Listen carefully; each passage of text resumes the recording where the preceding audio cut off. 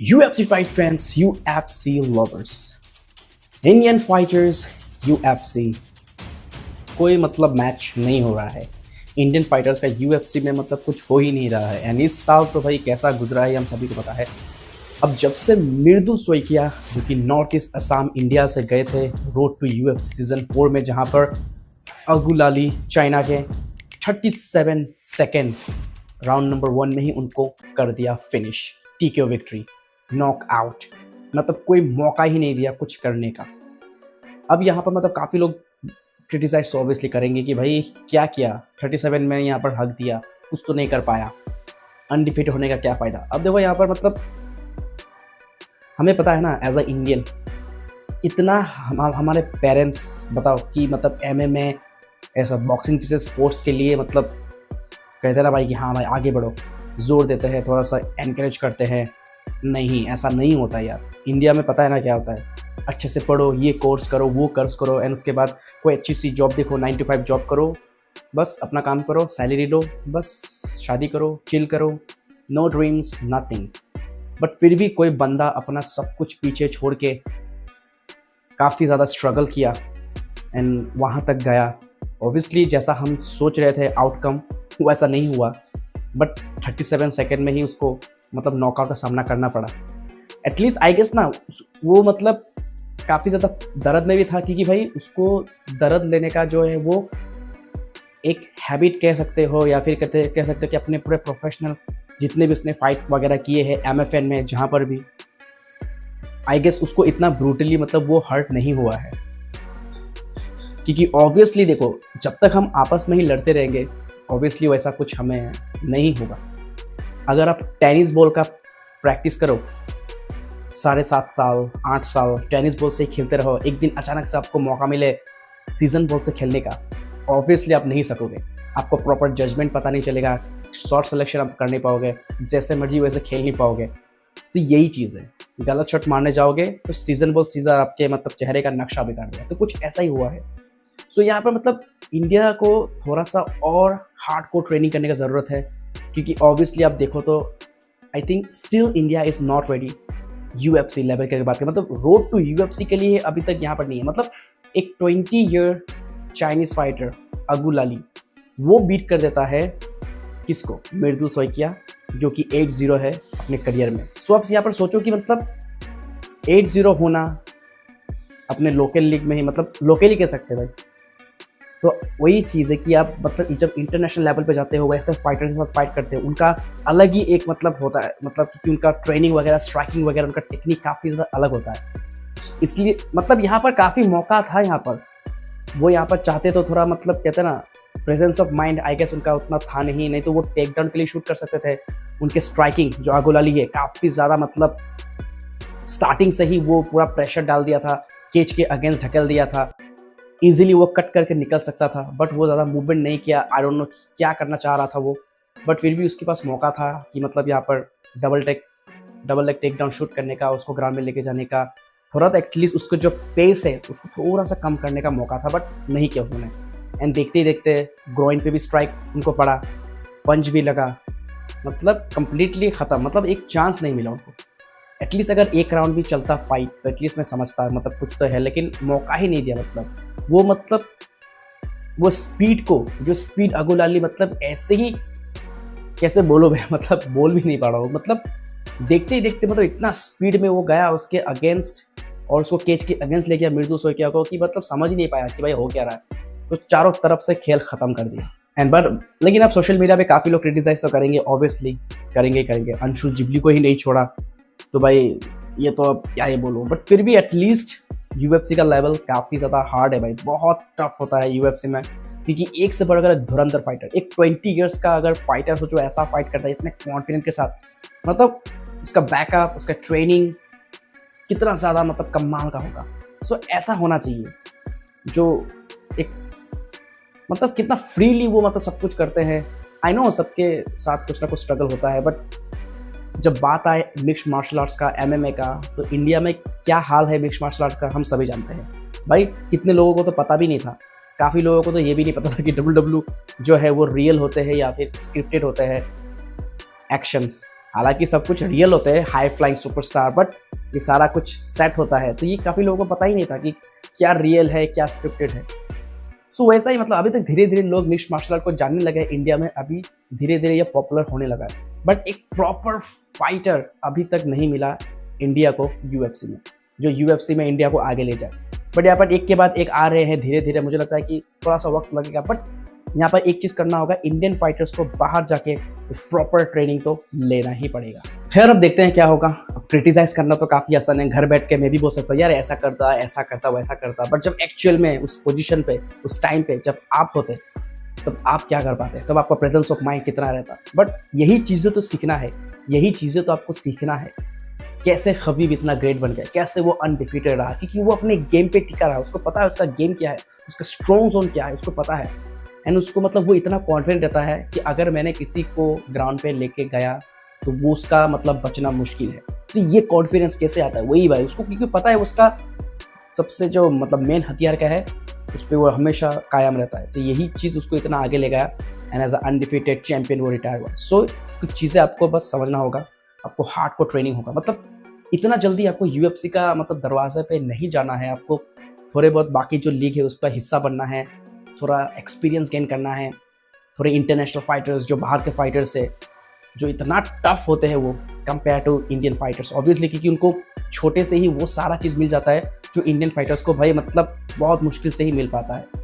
सो ये चीज़ थोड़ा और ज़्यादा बेहतर करने के लिए उनको बाहर में जाके और सारा अच्छे से ट्रेनिंग करना होगा, जो इंटरनेशनल लेवल के जो फाइटर्स है ट्रेनिंग है वो लेना होगा, स्पेयरिंग अच्छे से करना होगा, हार्डकोर सब कुछ करना होगा। तो यहाँ पर लोकल लोगों के साथ नहीं खेलना होगा, जैसे कि मैंने बोला कि टेनिस बॉल खेल के आप सीधा ड्यूस बॉल के लिए, सीजन बॉल के लिए नहीं खेल सकते, आपको उसके लिए भी ट्रेनिंग तो करना ही पड़ेगा। सो अब क्रिटिसाइज करके क्या ही होगा, कुछ तो होगा नहीं, क्योंकि एटलीस्ट कोशिश तो किया, अब हुआ नहीं। अब हमें भी समझना पड़ेगा ना कि इंडिया में मिक्स्ड मार्शल आर्ट्स का क्या हाल है। तो फिर भी इतना सब कुछ होने के बाद भी अपने प्रॉब्लम्स को साइड में रख के स्ट्रगल में इतना करके वो वहाँ तक पहुँचा। सो इसके लिए भी उसको मतलब भाई एटलीस्ट थैंक यू तो बोलना चाहिए कि भाई इतना तो किया उसने, क्योंकि घर बैठ बैठ के हम और आप तो सिर्फ बातें कर रहे हैं, एटलीस्ट उसने ट्राई किया बट नहीं हुआ। सो होप करते हैं कि नेक्स्ट बहुत जल्दी कुछ अच्छा हो, एंड आई होप कि भाई 2-3 साल में 5 साल में कोई तो एक ऐसा टफ फाइटर निकले जो इंडिया का झंडा काट दे। वेल यूएफसी फाइट फैंस, बात करें आप कुछ नेक्स्ट बिग न्यूज़ के बारे में, जैक डेला मैडलेना। सो ये बिल्कुल 100% कॉन्फिडेंट है इस्लाम मखाचेव उनके सामने नहीं टिक पाएंगे इन टर्म्स ऑफ स्ट्राइकिंग। अब तुम लोग मानो ना मानो, no it doesn't matter guys, but सच तो यही है कि अगर बात है यहाँ पर स्ट्राइकिंग का, तो इस्लाम मखाचेव देखो आसपास भी नहीं भटकेगा, क्योंकि एक तो देखो इस्लाम मखाचेव कभी ये नहीं बोलेगा जैसे मोब्स इवोले बोल रहा है कि अपने नेक्स्ट फाइट में मैं स्ट्रेट डाउन रेसलिंग नहीं करूंगा, मैं स्ट्राइकिंग करूंगा। ऐसा इस्लाम मखाचेव कभी नहीं बोलेगा जब वो फाइट करेगा अगेंस्ट जैक डेला मैडलेना, क्योंकि उसको भी अच्छे से पता है कि स्ट्राइकिंग में वो कभी बीट नहीं कर पाएगा। क्योंकि देखो अगर आप बोलोगे कि भाई इस्लाम बहुत खतरनाक है, चैंपियन है, ऑब्वियसली वो काफ़ी डेंजरस है, काफ़ी डोमिनेंट चैंपियन रहा है लाइट वेट डिवीजन में, बट जब बात आता है फाइट वेल्टरवेट में अगेंस्ट जैक डेला मैडलेना, तो यहाँ पर खेल अलग होता है। देखो स्ट्राइकिंग में जैक डेला मैडलेना ऑब्वियसली काफ़ी ज़्यादा आगे है, लेकिन यहाँ पर ग्रैपलिंग, रेसलिंग में, क्लिंच गेम में काफ़ी ज़्यादा माहिर रखते हैं, सबमिशंस काफ़ी कड़क लगाते हैं इस्लाम मखाचेव। बट यहाँ पर टेक डाउन डिफेंस भी काफ़ी अच्छा है, एंड इस बार तो और ज़्यादा अच्छा वो होगा ही, क्योंकि इस्लाम मखाचेव से फाइट करना है जेडीएम को, एंड जेडीएम भी 100% कॉन्फिडेंट है। आप मतलब जस्ट बिकॉज क्योंकि काफ़ी लोग इस्लाम मखाचेव को लाइक करते हैं, इसका मतलब ये नहीं कि अब किसी और के मतलब ओपिनियन को, किसी और के कॉन्फिडेंस को मतलब भाई कुछ दोगे ही नहीं, उसको क्रेडिट मतलब कुछ इंपॉर्टेंस ही नहीं दोगे, तो ऐसा तो नहीं चलेगा। क्योंकि भाई अगर इस्लाम मखाचेव ग्राउंड गेम में, रेसलिंग में अच्छा है, डोमिनेट करता है अपने ओपोनेंट को, तो ऐसा नहीं है कि उससे बेहतर कोई नहीं हो सकता। तो वही चीज़ है। सो इसके बारे में कम्प्लीटली जैक डेला मैडलेना भी बात, उन्होंने काफ़ी अपना ओपिनियन शेयर किया कि वो क्या समझते हैं स्ट्राइकिंग के मामले में, क्या होगा जब वो यानी कि जेडीएम और इस्लाम मखाचेव आमने सामने आएंगे और स्ट्राइकिंग में फाइट होगा, तो क्या हो सकता है। Check out the video. I think Islam Makhachev is a better version of Bilal. I think his striking on the feet is I think it's more. I think it's easier. The striking on the feet, I think it's easier than Bilal, because he's more just he'll stay in one stance. He's more traditional style. but yeah, he's the pound for pound number one. So it's a tough fight, but guess we'll just watch all his fights again, make a solid game plan, and then just start working at it. From pretty much now, I'm going to start working on ways to beat him, different ways to get back to my feet, stuff in the takedown, but I'm pretty confident I can get this one done. So guys देखा आप लोगों ने, सुना आप लोगों ने। सो Jack Della मेडलेना का कहना है कि स्ट्राइकिंग में तो कोई चांस नहीं है, एटलीस्ट बिलाल मोहम्मद ज्यादा टफ उनके लिए ओपोनेंट थे कंपेयर टू इस्लाम मखाचेव, क्योंकि इस्लाम मखाचेव को ऑब्वियसली स्ट्राइकिंग कुछ इतना नहीं है। एंड अब तो अलेक्जेंडर वोल्कानोव्स्की इनको ट्रेन करने वाले हैं जैक डेला मेडलेना को। अब ये दो ऑस्ट्रेलियन यूएफसी चैंपियन आमने सामने एक साथ होंगे। एंड अलेक्जेंडर वोल्कानोव्स्की जिनका एक्सपीरियंस काफ़ी अच्छा है इस्लाम मखाचेव से फाइट करके, वो जानते हैं किस तरीके का मतलब प्रैक्टिस, किस तरीके का गेम प्लान सेट करना है, किस तरीके का ट्रेनिंग करना है। सो यहाँ पर एक ऑस्ट्रेलियन दूसरे ऑस्ट्रेलियन का मदद करेगा।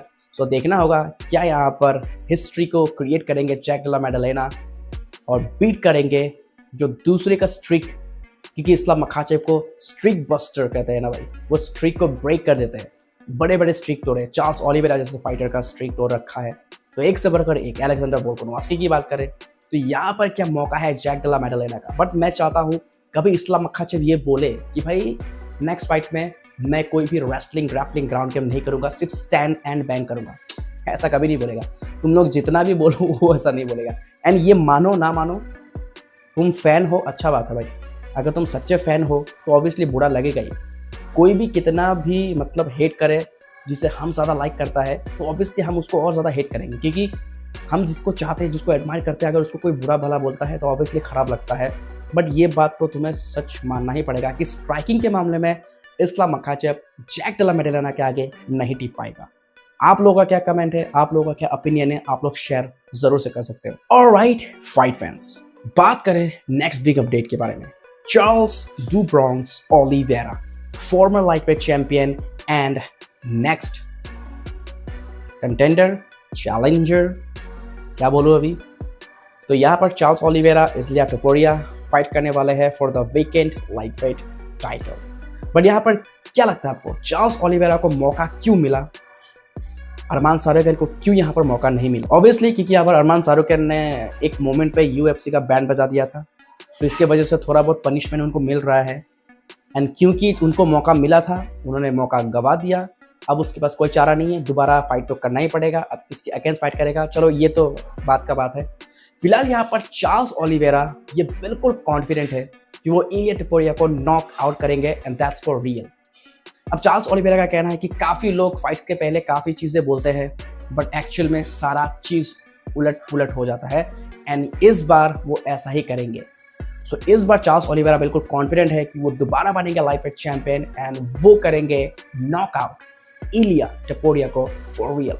Check out the video. What are your thoughts on Ilia Topuria and Ilia Topuria as a fighter? How do you feel about just the overall fight? É uma grande luta, ele é um grande lutador, mas eu não preciso falar mais nada pra ninguém de quem eu sou, o que eu já fiz, né, pra dentro do Speak Cage. Essa luta chegou na oportunidade gigantesca, eu vou nocautear esse cara, essa é ela. He's gonna knock this guy out.